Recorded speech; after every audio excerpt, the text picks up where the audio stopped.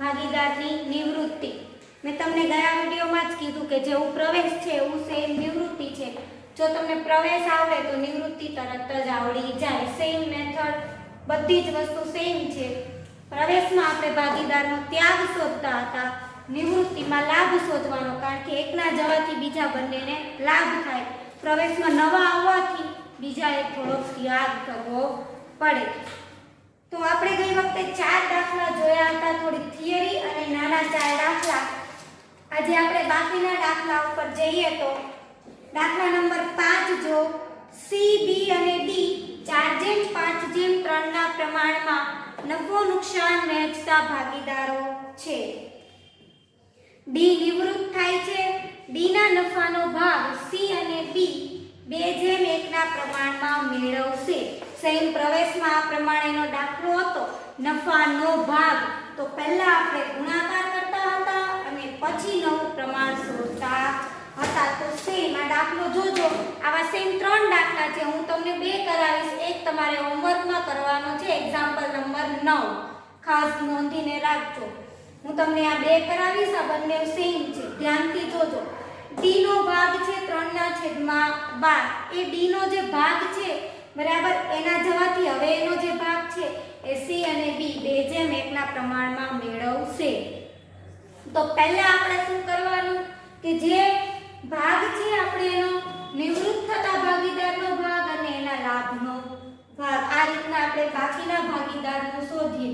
D નિવૃત્ત થાય છે એટલે વૈધા કોણ સી અને બી। નિવૃત્ત થતા ભાગીદારનો ભાગ કેટલો છે 3/12। હવે સી નું પ્રમાણ કેટલું છે 4/12 અને બી નું પ્રમાણ 5/12। સમજ પડી? પણ અહીંયા આપણને શું કીધું છે, સી અને બી 2:1 ના પ્રમાણમાં વહેંચશે બાકીનો ભાગ, એટલે 2:1 ના પ્રમાણમાં આપણે એને વહેંચવાનું છે, ત્યાર પછી જ નવું પ્રમાણ શોધવાનું।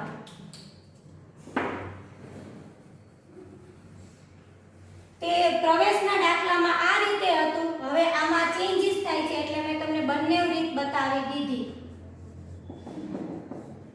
ગુણાકાર છે એટલે 12×3 = 36 અને ઉપરનો ગુણાકાર 3×6। છેદ સરખા છે, બાકીની કોઈ વસ્તુ કરવાની નથી। લાભનું પ્રમાણ બરાબર 6/3, હજુ આને અડધું કરી શકીએ 3/1 બરાબર, હજુ પણ આને અડધું કરી શકાય।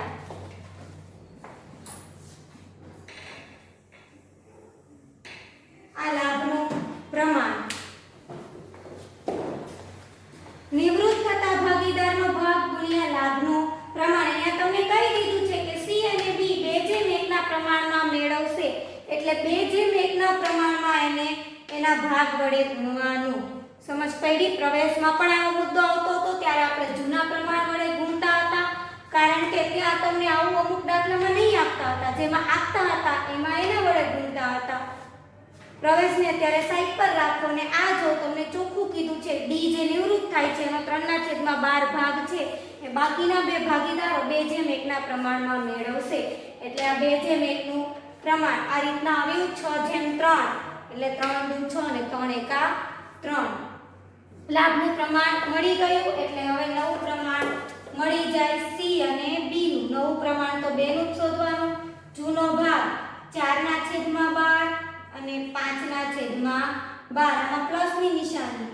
લાભનું પ્રમાણ 6/36, ભાગ જ અહીંયા લખવાનો, આ નહીં લખવાનું, અને 3/36। અથવા તો તમારે આ નહીં કરવું હોય તો આવી રીતના પણ લખાય કે ભાઈ 3/, અહીંયા તમે લખી શકો કે 2/12, 1/12, પણ એ જરૂર નથી। હવે આપણે આને વિસ્તૃત સ્વરૂપ આપીએ તો ધ્યાનથી કરવાનું, મેં તમને કીધું છે લસા લેશો તો પણ થશે અને લસા નહીં લો, આપણી પાસે કેલ્સી છે, ગમે એટલી મોટી રકમ આવે, મોટી રકમ લખી દો તો પણ ચાલશે, કારણ કે આમાં ભૂલ થવાની શક્યતા ઓછી। 12 × 36 એટલે 432। 36 ચોક 144 અને 12 છ 72. 216 ના છેદમાં 432. 36 પંચા 180 અને 12 તેરી 36. ટોટલ તમારું થશે 216 ના છેદમાં 432. હવે અહીંયા શું થયું? બંને વસ્તુ સરખી જ છે. 216 એટલે તમારું પ્રમાણ સરખું જ આવશે, પણ હજી તમે આને છેદ ટૂંકા કરી શકો. નીચે તો 36 ગુણ્યા 12 થયા હોય, બરાબર. હવે ઉપર પણ 12 વડે ગુણો એટલે અહીંયા આવે 18 ગુણ્યા 12. 18 ના છેદમાં 36. આ રીતે જો 216 432. 36 ગુણ્યા 12 અને 18 ગુણ્યા 12 ઉડી જાય એટલે 18 ના છેદમાં 36. બંનેમાં સેમ આવશે 18 જેમ 18 એટલે તમારું નવું પ્રમાણ બરાબર 18 જેમ 18 બરાબર 1 જેમ 1. આ તમારું આવ્યું નવું પ્રમાણ 1 જેમ 1. સમજ પડી આની અંદર? સેમ બીજો દાખલો એવો કરાવું છું. એક્ઝામ્પલ નંબર 9 તમારે જાતે ગણવાનો રહેશે, કારણ કે આવા એક પ્રકારના સરખા દાખલા છે એટલા માટે. આમાં નહીં સમજ પડી હોય તો હવે આમાં શીખી લેજો. બંનેઓને સેમ જ લીધા છે સાથે, એટલે 5 પછી ડાયરેક્ટ નંબર 7, પછી આપણે 6 જોઈશું. વાંચો આગળ નંબર રકમ 7મા દાખલાની 264 પેજ નંબર પર છે. PQRS 4:3:2 ના 2:1 ના પ્રમાણમાં નફો નુકસાન વહેંચતા ભાગીદારો છે. Q નિવૃત્ત થાય છે. પછીની લાઈન ખાસ વાંચજો. Q નો ભાગ R અને S સરખા હિસ્સે મેળવશે. Q નિવૃત્ત થાય છે. Q નો ભાગ ટોટલ થાય 3/10. જે 4 ભાગીદારો, હવે Q નિવૃત્ત થાય તો બાકી કેટલા વધશે? P, R અને S. આ 3 વધશે. P, R અને S 3 વધશે. પણ આપણને શું કીધું છે? R અને S ને જ 1:1 ના પ્રમાણમાં મેળવશે. P ને કંઈ મળતું નથી લાભ થતો, કોઈ વસ્તુ P ની થતી નથી, એટલે P જેમ છે એમ જ રહેવા દઈએ. આ બંનેનું આપણે શોધવાનું છે. આ પ્રમાણેનું સૂત્ર આવે.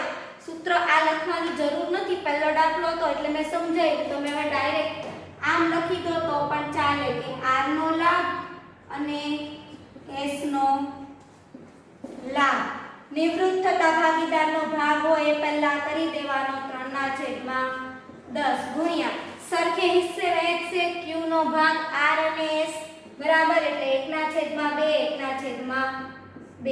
10 દુ 20, 3 એકા 3.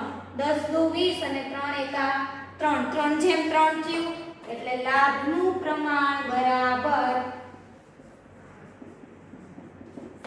3/3 બરાબર 1/1. સરખા હિસ્સે આવી ગયું. હંમેશા જ્યારે તમને આવું કહે ત્યારે પહેલા લાભનું પ્રમાણ આ રીતે શોધવાનું. નિવૃત્ત થનારો ભાગ અને બાકીના કેટલા હિસ્સામાં મેળવશે એ શોધીને આ પ્રમાણે લખવાનું. હવે ત્યાર પછી જોઈએ P નો. પહેલા તો જૂનો ભાગ. P નો જૂનો ભાગ કેટલો આવે? 4/10. R નો 2/10 અને 1/10. નિવૃત્તિમાં ખાસ ધ્યાન રાખવાનું. પ્રવેશમાં શું થતું? છેલ્લો આવનારો ભાગીદાર જ નવો હોય, બરાબર. આમાં શું થશે? કોઈ પણ વચ્ચેનો ભાગીદાર નિવૃત્ત થતો હશે, કોઈ પણ. એ પહેલા નંબરનો હોય, બીજા નંબરનો હોય, એટલે ખાસ ધ્યાન રાખજો સિરીઝ લખવામાં, કારણ કે તમારું પ્રમાણ આમ તેમ થઈ જશે તો આખો દાખલો ખોટો પડશે. પ્લસ લાભ. હવે P ને તો કોઈ લાભ થતો જ નથી તો ત્યાં 0, કારણ કે નિવૃત્તનો ભાગ તો R અને S મેળવે છે, P મેળવતો નથી, એટલે P શું આવશે? 0. હવે R અને S, તો R ને કેટલું મળ્યું? 3/20 અને 3/20. હવે આને આપણે વિસ્તૃત સ્વરૂપ આપીએ તો 200 2 દુ 4 40 પ્લસ 30 200 20 પ્લસ 30 કેટલું આવ્યું? અહીંયા 70/200 અને અહીંયા 50/200. 7/20 અને 5/20. આમાં કોઈ છેદ સરખા જ છે બંનેના. અને હજુ અડધું થાય એવું નથી, કારણ કે 7 અને 5 બંને એકી સંખ્યા છે. તો હવે ખાસ જોજો, નવું પ્રમાણ બરાબર, હવે અહીંયા શું આવે, 4 ના છેદમાં 10 જ આવશે, બરાબર, પણ આ બંનેના છેદમાં શું છે, 20, તો અહીંયા પણ આપણે 20 લાવવા પડે, તો 2 વડે ગુણવું પડશે, 8 ના છેદમાં 20 થઈ ગયું. સમજ પડી? અહીંયા 0 હતું એટલે તમારો જવાબ 4 ના છેદમાં 10 જ આવવાનો છે, પણ આ બંનેના છેદ કેવા છે, 20, તો આપણે અહીંયા પણ 20 લાવવું પડે, એટલે 2 વડે ગુણી લીધું. એટલે નવું પ્રમાણ બરાબર 8/7/5. હવે જો તમે આ વસ્તુ નહીં લખો p નું, તો ભૂલમાં 7/5 તમારાથી લખાઈ જાય તો આખું ખોટું પડે, એટલે આ રીતના આખું તમારે લખવું પડે. આ એક્ઝામ્પલ નંબર 5, એક્ઝામ્પલ નંબર 7 ખાસ ધ્યાન રાખજો. આને રિલેટેડ એક્ઝામ્પલ નંબર 9 જે છે એ તમારે જાતે હોમવર્કમાં કરવાનો રહેશે. એક્ઝામ્પલ નંબર 9 હોમવર્કમાં તમારે 3 સાથે જ ગણવાના છે, 5, 7 અને 9. હવે આપણે છઠ્ઠો જોઈએ. 6 નંબરનો દાખલો વાંચો. AMC 3/5/2 ના પ્રમાણમાં નફો નુકસાન વહેંચે છે. M નિવૃત્ત થાય છે. M ના નફાનો ભાગ કોને મળશે? C ને. એકદમ નાનો દાખલો છે. M ના નફાનો ભાગ C ને મળશે. તો જો અહીંયા M નો નફાનો ભાગ કેટલો છે?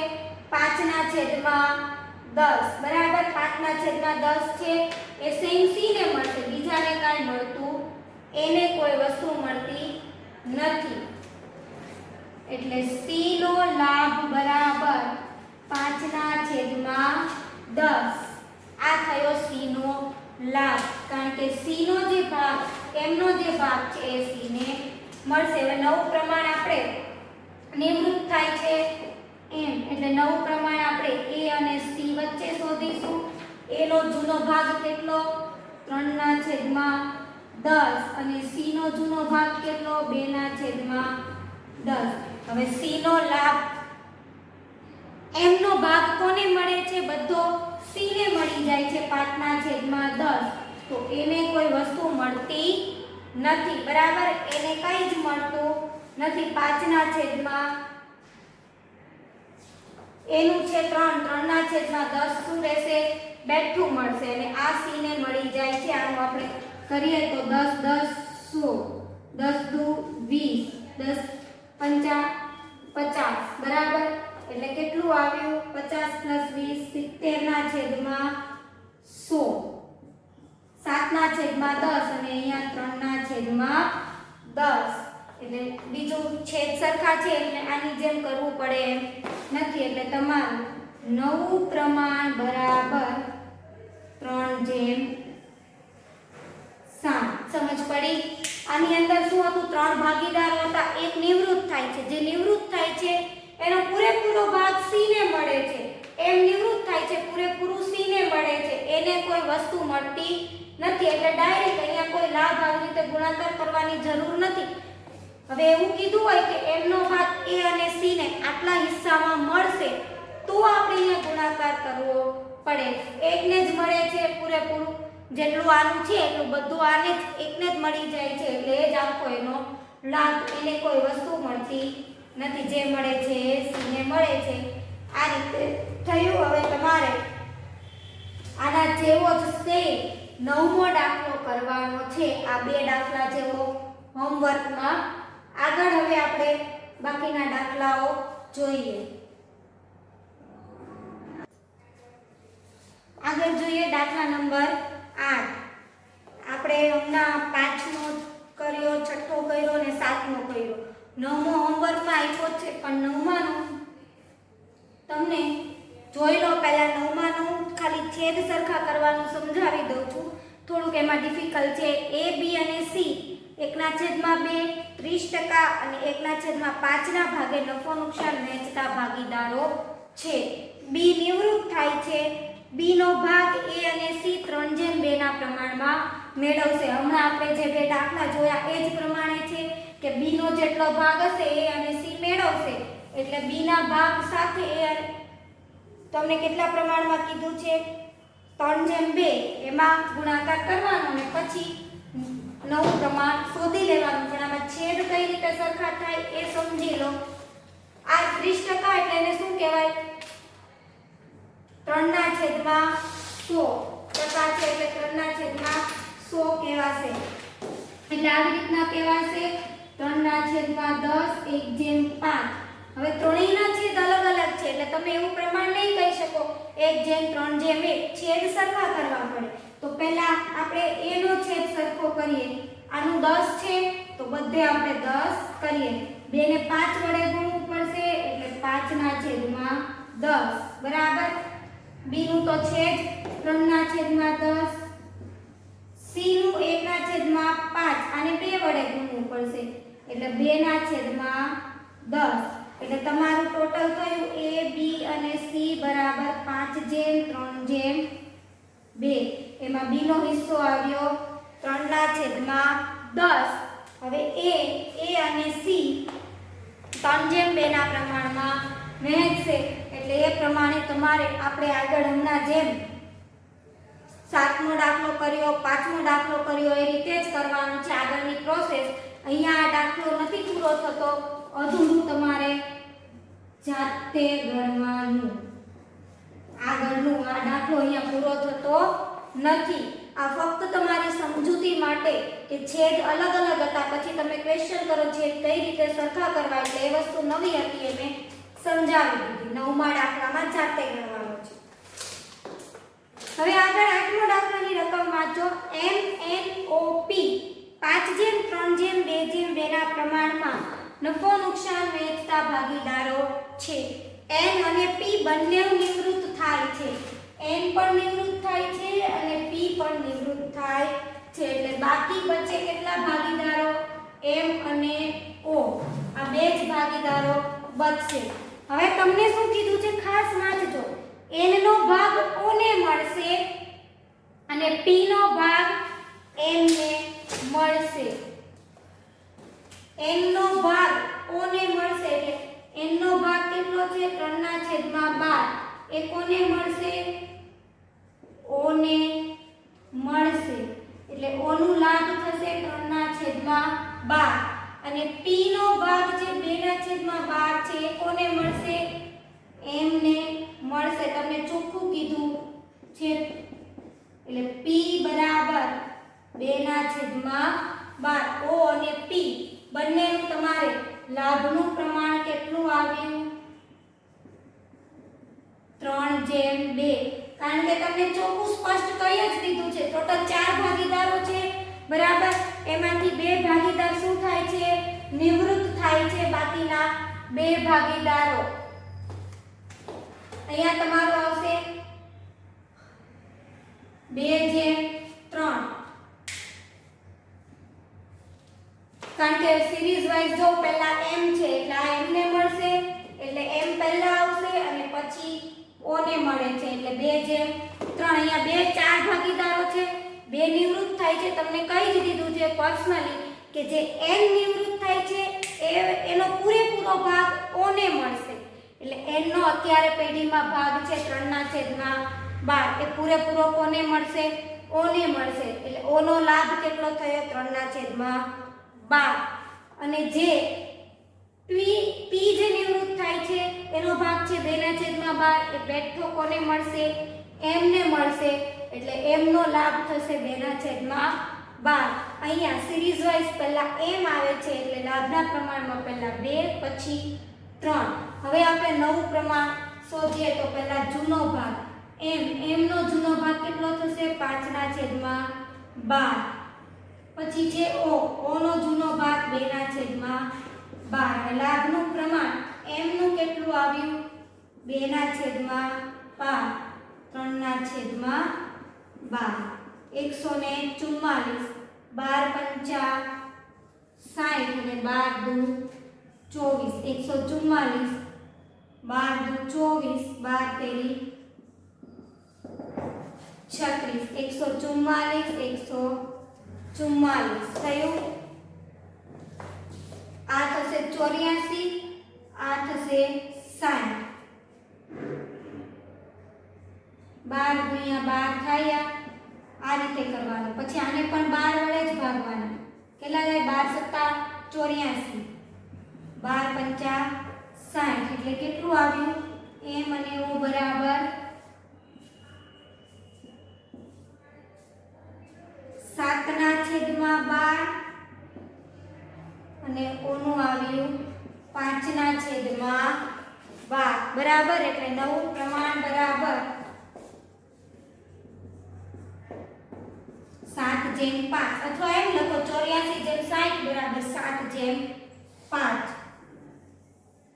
આ રીતે જ ગુણાકાર કરવાનો આ બંનેનો અને એના વડે ઉપરનો ભાગાકાર.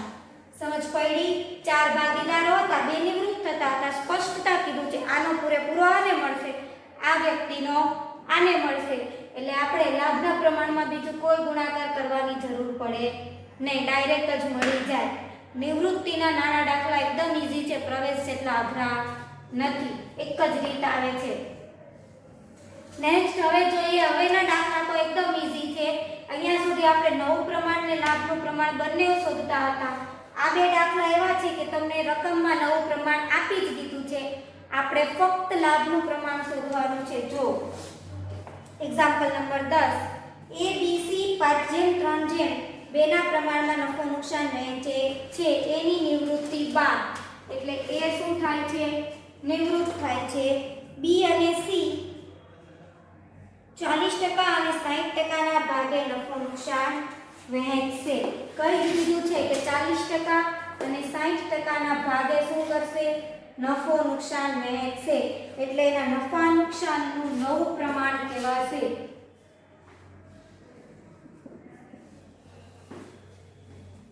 ડાયરેક્ટ લખી દો. નવું પ્રમાણ બરાબર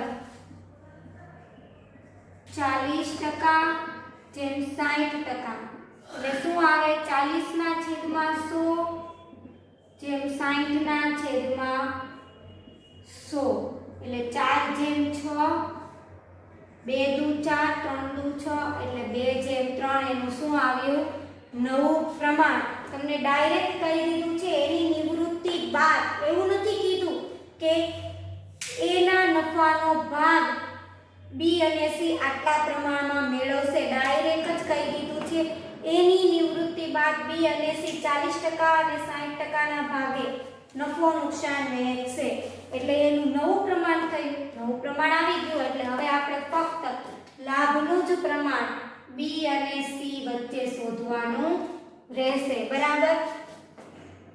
નવું પ્રમાણ કયું આવ્યું? 2/3. લાભના પ્રમાણનું સૂત્ર ભૂલાઈ નહીં જાય. નવો ભાગ માઈનસ જૂનો ભાગ, ચેપ્ટર નંબર 4. અને જૂનો ભાગ કેટલો હતો? B નો 3/10 અને 2/10. બરાબર. હવે આને આપણે વિસ્તૃત સ્વરૂપ આપીએ તો 10 × 50, 10 દુ 20 - 15, 10 તેરી 30 - 10, 5/50 અને 10/50. 5/10 એટલે કેટલું થાય?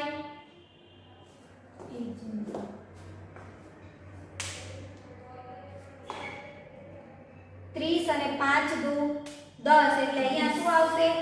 20. 5/20 ડાયરેક્ટ તમે આવી રીતના લખી શકો. હવે છે ઓછા કરવાની જરૂર નથી. 5/20 એટલે 1/4. આ એનું શું થયું કહેવાશે? નવું પ્રમાણ. બરાબર. લાભનું પ્રમાણ અહીંયા તમને ઓલરેડી નવું પ્રમાણ આપી જ દીધું છે. વાક્ય રચના ખાસ વાંચજો. આમાં એવું કીધું હતું એની નિવૃત્તિ બાદ B અને C 40% અને 60% નફો નુકસાન વહેંચશે. અને આગળના દાખલામાં શું આવતું હતું? એના નફાનો ભાગ B અને C આટલા પ્રમાણમાં મેળવશે. આ ખાસ બંને લાઈન જોજો. એવું નહીં વિચારતા કે આમાં પણ આની જેમ પહેલા ગુણાકાર કરીને શોધવાનું છે. સેમ દાખલા નંબર 11.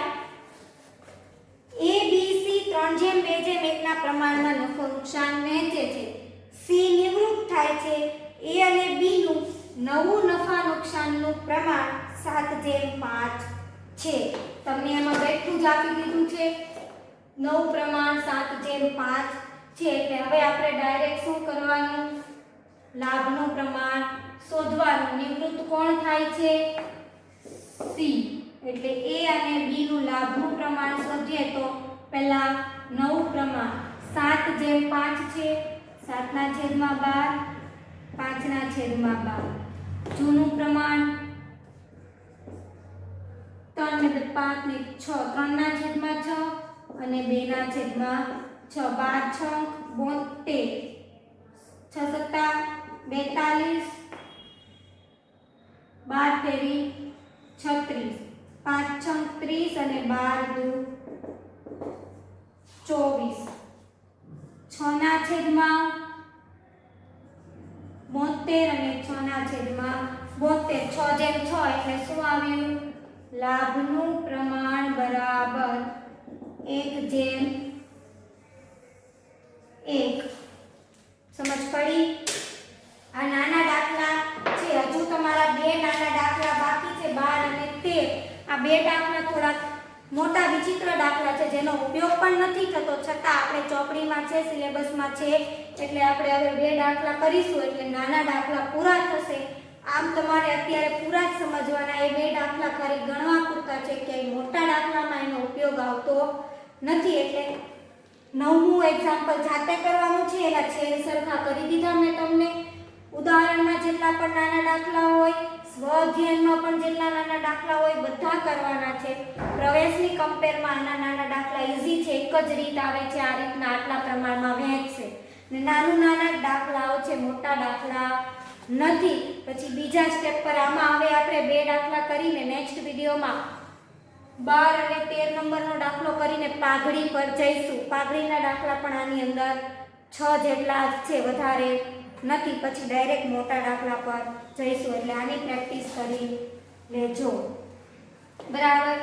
નહીં સમજ પડે તો WhatsApp મેસેજ દ્વારા પૂછજો. અસ્તુ. આભાર.